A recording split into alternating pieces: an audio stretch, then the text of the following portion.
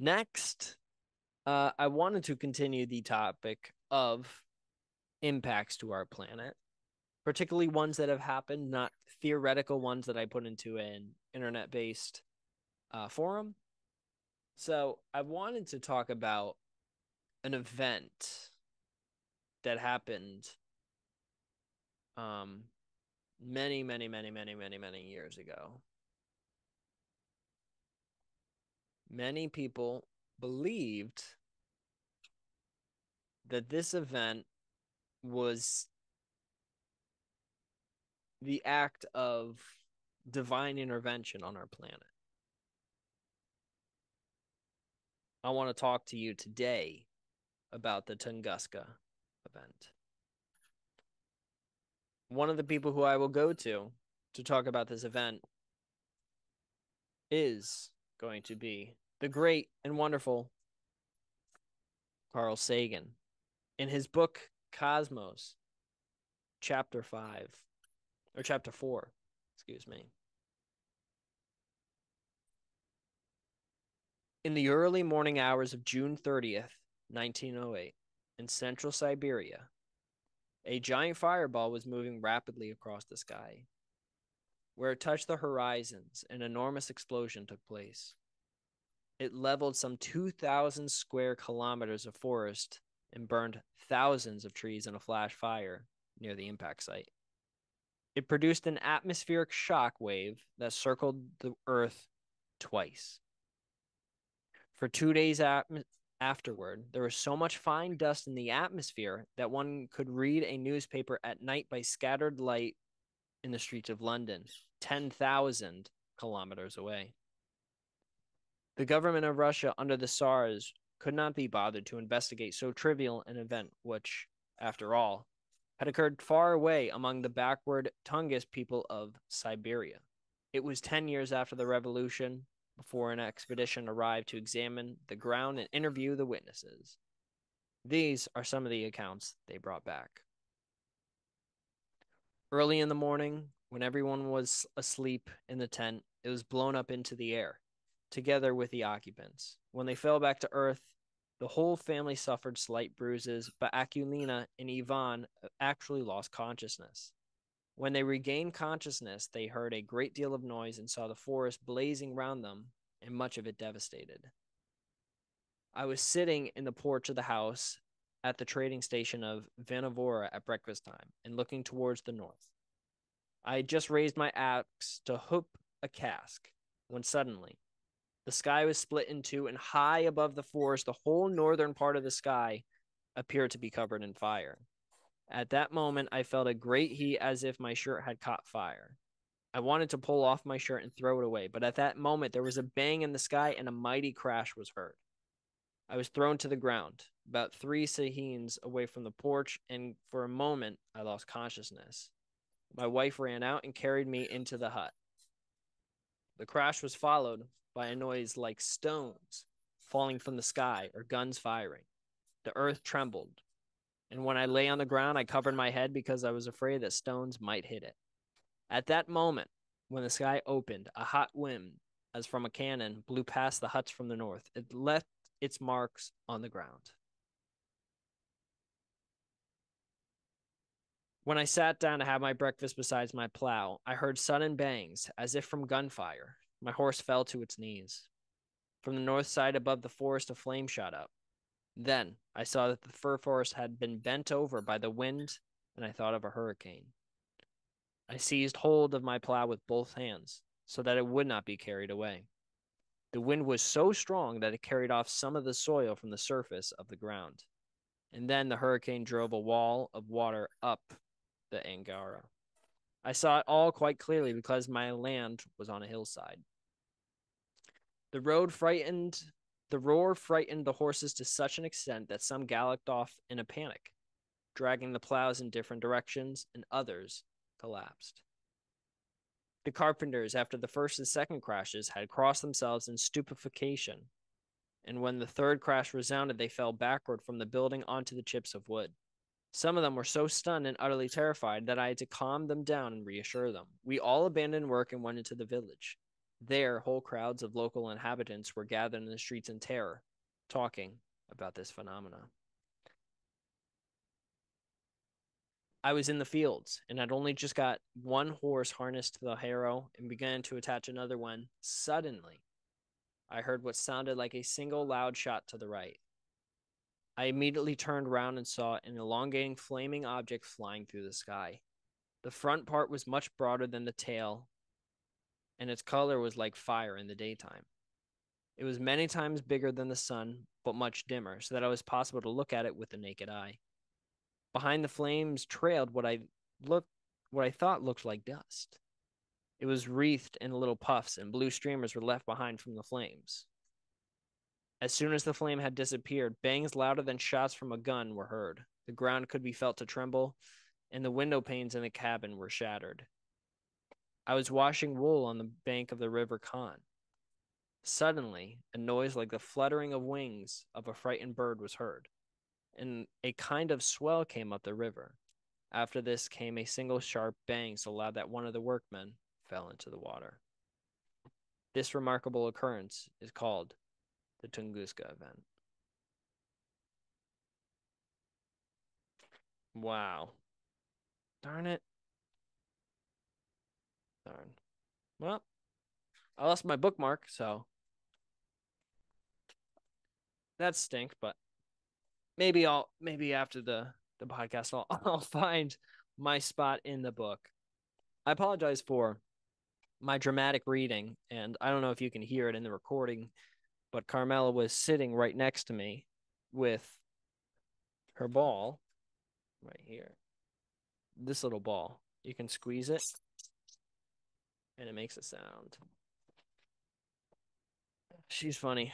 Took her to the dog park, had her run as much as I possibly could. She's been sleeping for a good majority of the day after. We're hanging out. I didn't have to work today, my other job. So luckily I got to spend a little extra time with her yesterday and today. But anyways, the Tunguska effect.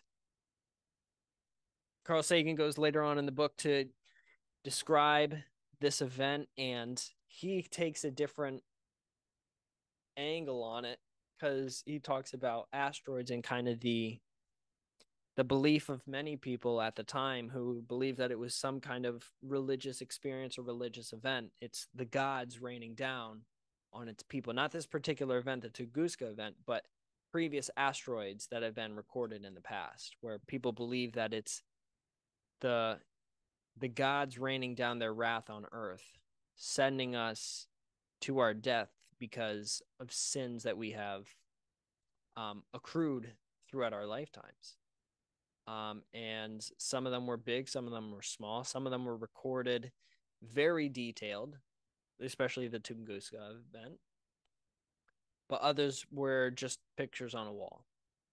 But be that as it may, this is an event and this is something that I feel as though is important to talk about. So let's talk about the Tunguska event. See, this is the forest after the explosion. See just the sheer damage done. All right. Despite its notoriety in pop culture, hard scientific data covering the Tunguska event is sparse. Since 1928, more than 40 expeditions have explored the site.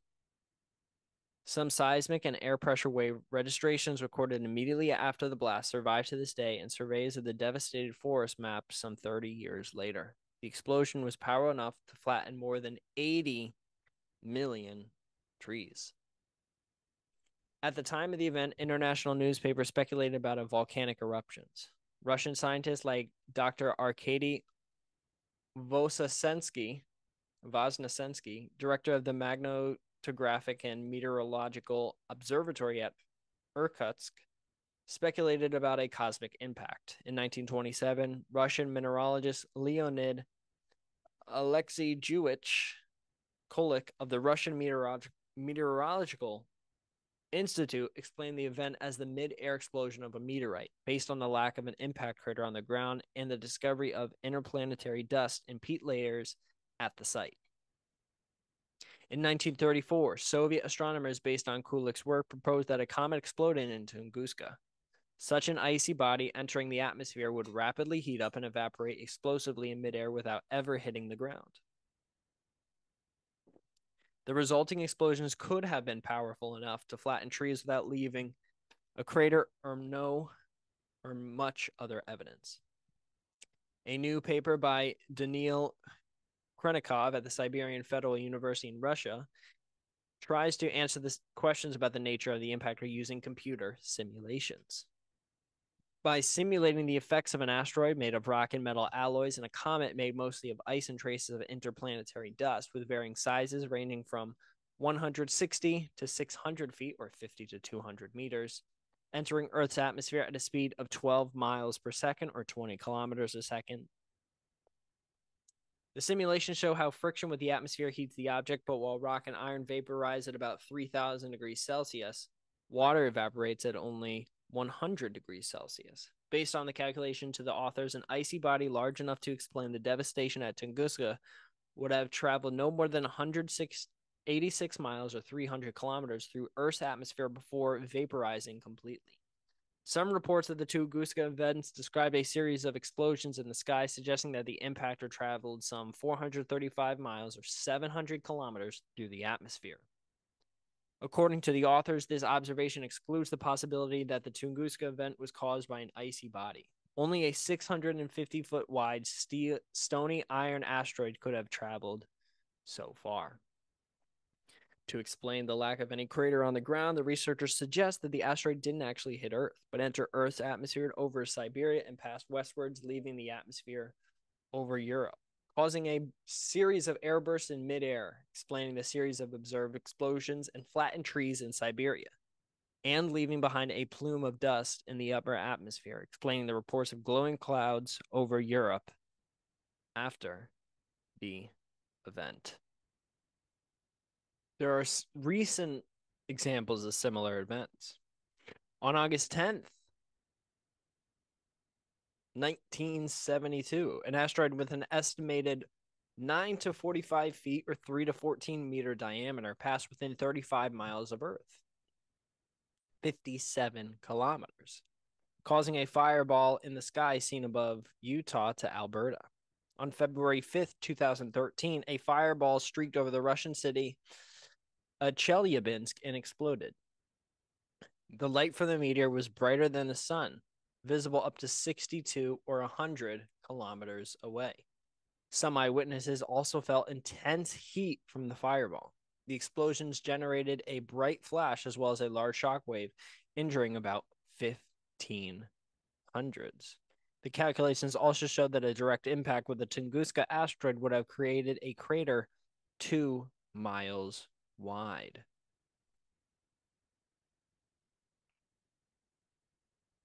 Oh, it's just all right. Chelyabinsk meteor. This is what we're gonna search up. I'm gonna show you this video of this because I remember watching this on social media.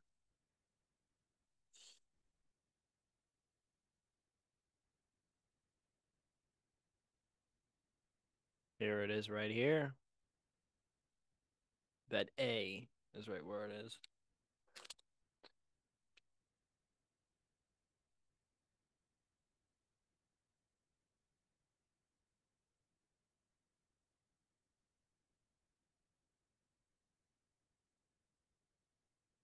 Jeez.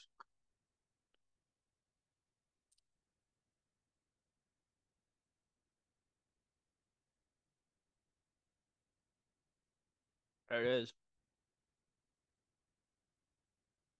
Crazy.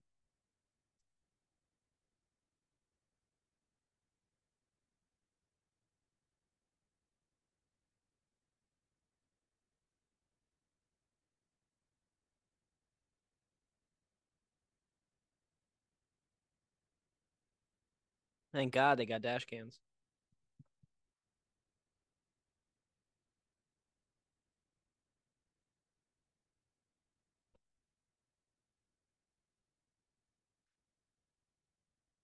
Look at that thing. Yeah, I think the world would be over if I saw that in the sky.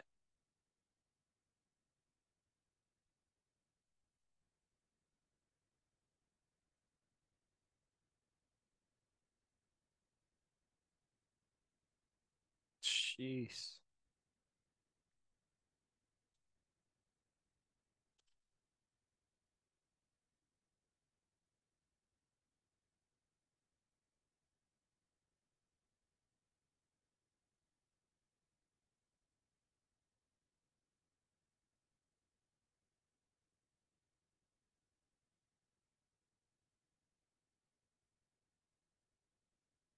Ooh.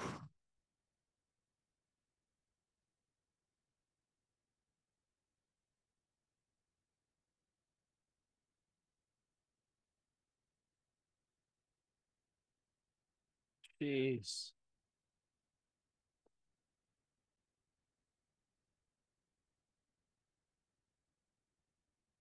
You can hear that. Look at the windows broken right there.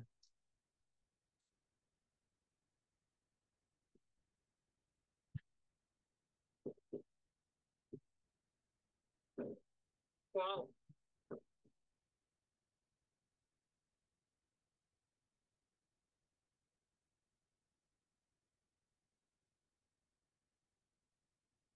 Охренеть. Где-то упал. You just hear those explosions. Wow. Some office buildings. Oh. They were just looking at the light. Wow. Look.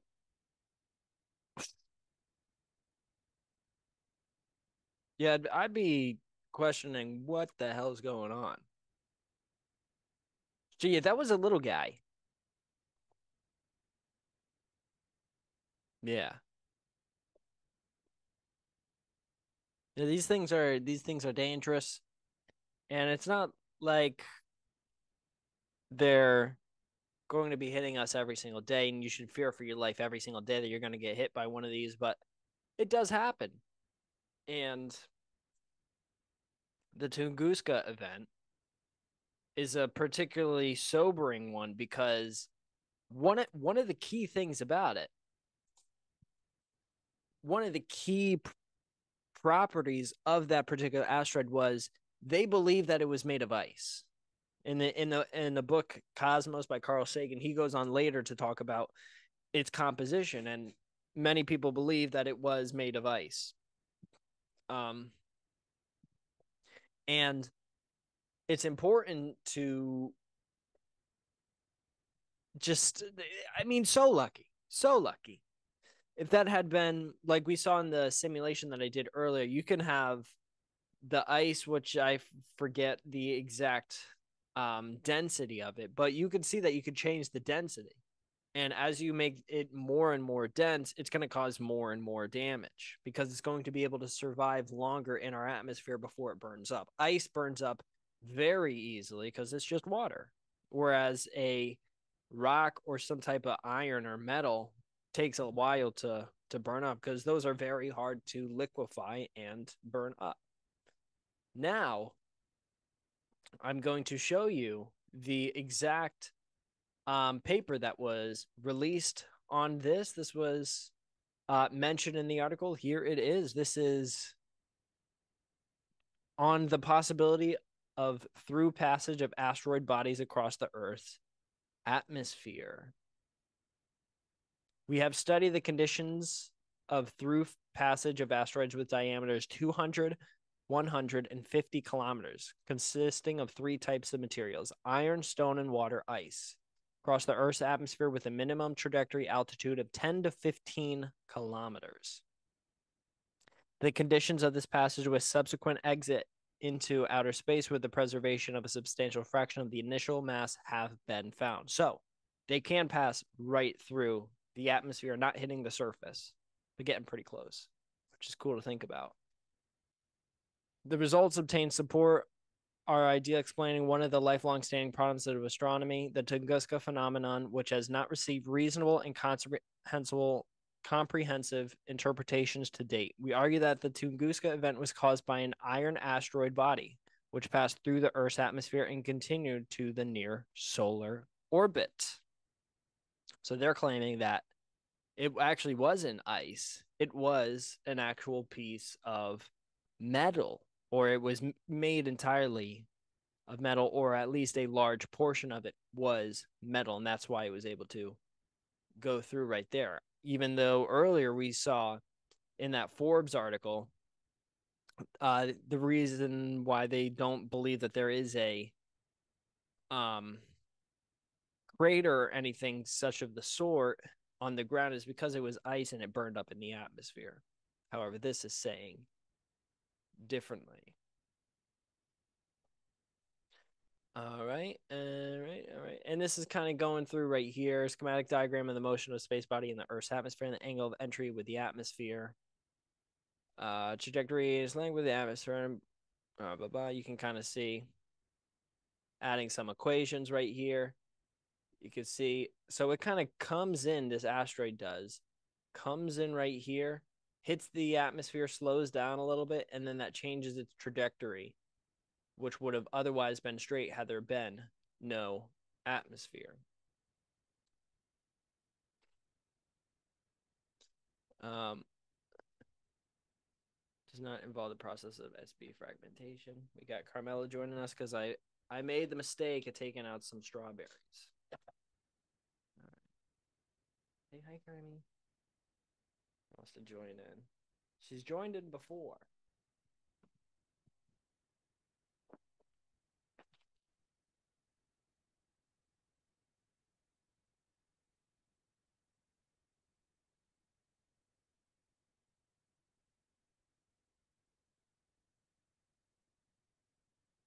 All right, and we'll continue on to results. Figure 2 illustrates the result of calculating trajectory of spherical iron. Blah, blah, blah. Just kind of shows you what it looks like in figure 4 right there. And you can see 5 degrees, 12 degrees, and so on and so forth. Show you the trajectories as this thing goes through our atmosphere. I apologize for Miss Carmela. Really getting into the shot right now, but we will continue onwards. I'm still sharing my screen, so you'll be able to see her in that top right corner, but we don't get distracted in this household. We continue onwards. Oh, she got the beef jerky. That's why she's up here. She's here for the beef biltong. That's how good this product is. I am not sponsored. I am only a humble enjoyer, as is Carmela. I mean, this has to be the best endorsement that you could possibly receive for a product such as this. All right, but as we continue on, this is a paper that I'll link it down in the description. You can continue to read this on as you want. They go through all of the different ways that this might have been affected, particularly when it comes to the Tunguska event, how they believe that it actually went through the atmosphere. You can kind of see some illustrations of, depending on the material that it is, whether it burns up in the atmosphere, if so, at what point in the atmosphere, how long is its actual journey. More over here, and you can see over here figure 8 illustrates the variation of the velocity of SBs along the trajectory with radii r, radius being 100, 50, and 25 meters, basically 200, 150 meters across is what that is talking about. All right, figure 9 demonstrates changes in trajectories. All right, this is figure 8, as you can see right here. Come on, mamas. There you go. Mama's now balancing on me. All right. Figure 10 right here. This is iron, stone, ice. So you can see ice pretty much just drops straight off right here. Ice barely makes it through. However, if you got iron, that thing could make it all the way through and pop out on the other side. All right. Kind of lower her down. Yeah, figure 10 comparative of the velocity of the iron, stone, and ice along the trajectory with obviously 50, 100, and 200 meters diameter thing. The initial velocity is 20 kilometers a second. The minimum trajectory altitude is 11 kilometers. The curves for ice and when the mass of the SB vanishes because obviously the ice does not make it. All right. Application to the through passage model to the Tunguska phenomenon. So that's what their claim is. They are claiming that the Tunguska event was caused by this through passage where it passes through the atmosphere through one side, doesn't hit the surface, and flies through the other side. At present, there are over 100 hypotheses about the nature of the Tunguska phenomena. There are 3 to 4 predominant theories. They include the fall into Earth of a small asteroid measuring several dozen meters, consisting of typical asteroid materials, either metal or stone, as well as ice. Most probable material of the Tunguska SB mentioned in literature is ice. According to the available observational data, there are several variants of the direction and trajectory length of the Tunguska, from 400 to 600 kilometers, in particular with a propagation direction from south-north to east-west. Think back to those eyewitness reports where some of them said that they saw it in the north. The value of the angle of entry into the atmosphere mentioned in literature is 30 to 40%. The radius of Tunguska was estimated based on the amplitude of the shock wave recorded by seismic stations and amounts to about 25 meters, so about 50 meters in diameter. The minimum trajectory altitude of the Tunguska SB approximately corresponded to the point of maximum energy release. In figure 10, we show the results of the comparative calculations of the velocity variations of the iron, stone, and ice SBs that are, radius of 200 and 100 meters along the trajectory of the passage across the atmosphere for initial velocity of 20 kilometers a second. Stones lose their velocity faster than irons, and ice do not survive passage through the atmosphere. And then they demonstrate unusual trajectory of a stone with 50 meters or basically 100 meters radius compared to an iron core with the same size. And yeah, it continues to go on to talk about the trajectories, the makeup or the trajectories, the speed, all of this stuff, and how it depends on whether it's completely made of ice or if it's completely made of stone or iron. It all has different outcomes. Let's see. As the final comments, which can be considered as the plan for future research, we can mention the following problems. In our work, we did not deal with the problem of formation of a shock wave, although when comparing the Tunguska phenomenon with the Chelyabinsk meteorite with the size of about 10 meters and the altitude of maximum energy release of about 30 kilometers, we have no reason to doubt that the body that is 10 to 20 times larger with the altitude of maximum energy released of 10 to 15 kilometers at the velocity of 200 kilometers a second will create a shock wave with a huge amplitude and destructive force, capable of tree fall in an area exceeding 1,600 square kilometers.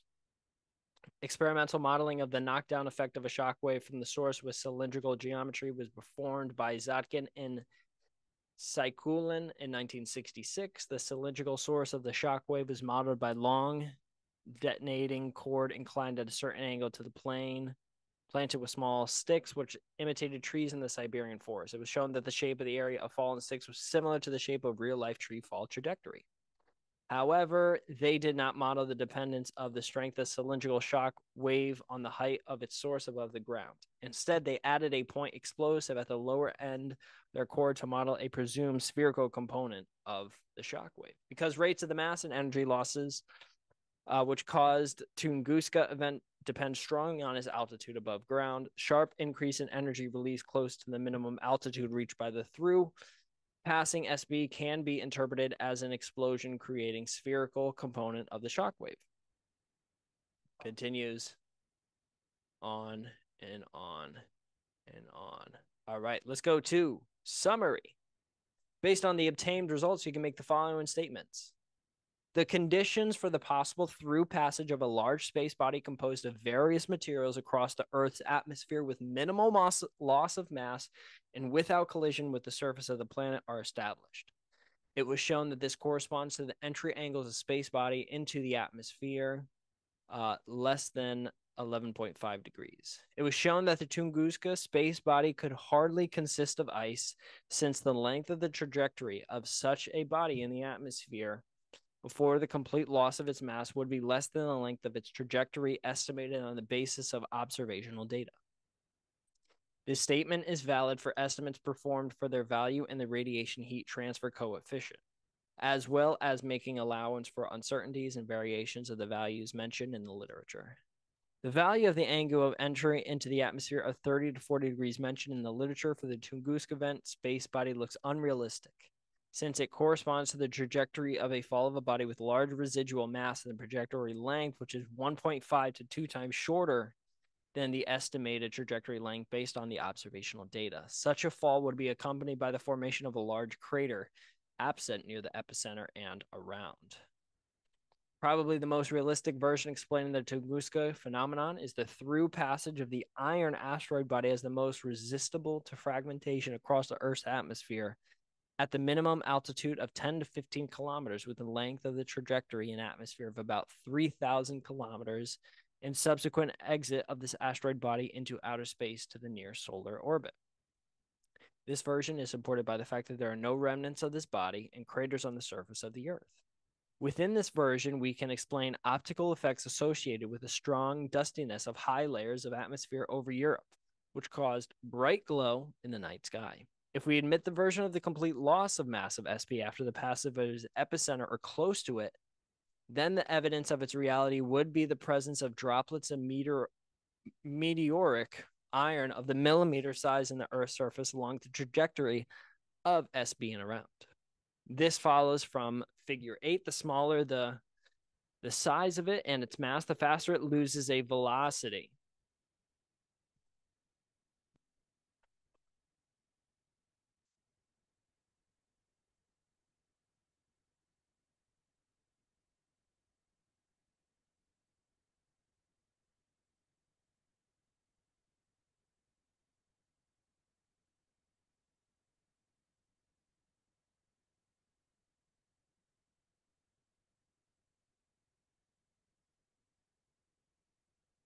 Finally, when the velocity of a diminishing space body reduces to such an extent that its surface temperature reaches 1,000 degrees Celsius, the sublimation ceases, and the dominant mechanism of the mass loss consists in blowing off a liquid film from the surface of the body.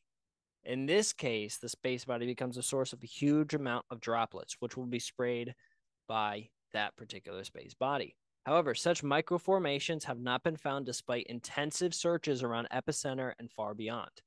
The absence of iron droplets around the epicenter is explained by high velocity of the space body, over 11.2 kilometers per second, when the surface temperature exceeds several thousand degrees. We only need 1,000. The dominant mechanism of the mass loss at those temperatures is sublimation of material in the form of single atoms that can be found on the Earth's surface as iron oxides, which do not differ from same widespread terrestrial materials. Very, very cool. So that's the Tunguska event. Could we potentially see something like that happening again in our lifetimes? I don't think so. Now, should we be worried? Yeah. There's been a couple episodes on Joe Rogan where he's had people come on and talk about asteroids that potentially could hit this planet at any time and the importance of knowing about this, because many times in our planet's past, large swaths of life has been wiped out. I mean, I've talked about a couple on this podcast. We all know how the dinosaurs ended. But there are other extinctions that have happened on this planet, which have taken us down to very, very little life on this planet. And the Tunguska event is one of the more recent examples of something that really could have ended badly. And you see how many people will argue that it could have been made with ice, and that's why there's no impact crater in it. All of that argument. Now we have somebody on the other side, this research paper put out, talking about how they believe that it just passed through the atmosphere and it was so dense that it was actually able to survive it.